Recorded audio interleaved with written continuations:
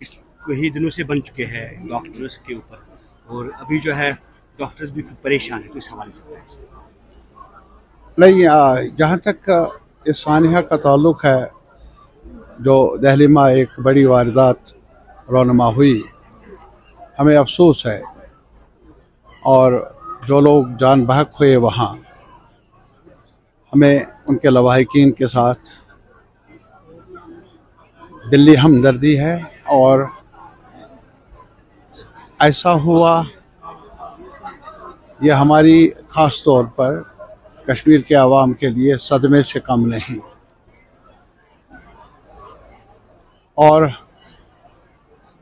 जहाँ तक अफसोसनाक तो ये है कि कुछ ऐसे लोग इसमें मुलविस पाए गए हैं जो आला तालीम याफ्ता हैं, डॉक्टर्स हैं, जिनका वास्ता ऐसे पेशे के साथ है जहाँ इलाज मालजा, बीमारी का तदारुक करना और जीने के लिए कुछ अपॉर्चुनिटीज़ अंडरलाइन करने का एक मनसब उनके पास है।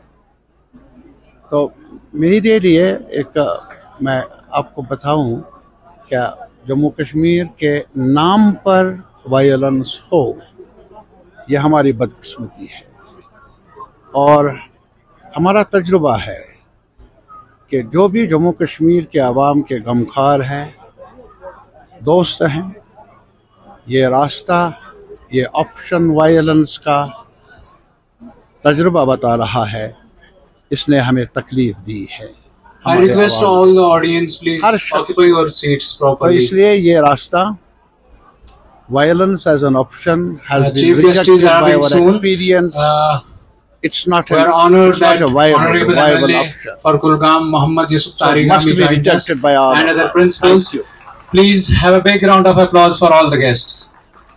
सर, जिस तरीके से अभी जो है क्या इन्वेस्टिगेशन होनी चाहिए खर्चों से? नहीं, लाजमन इन्वेस्टिगेशन तो होनी चाहिए, तह तक पहुंचना चाहिए क्या ऐसा हुआ क्यों।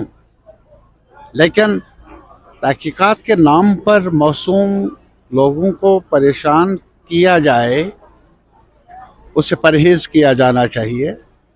ये पहले भी हमारा मौक़िफ़ रहा है और अब भी।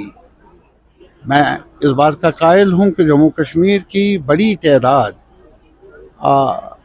ऐसी वारदातों से नाखुश रहे हैं। और आज भी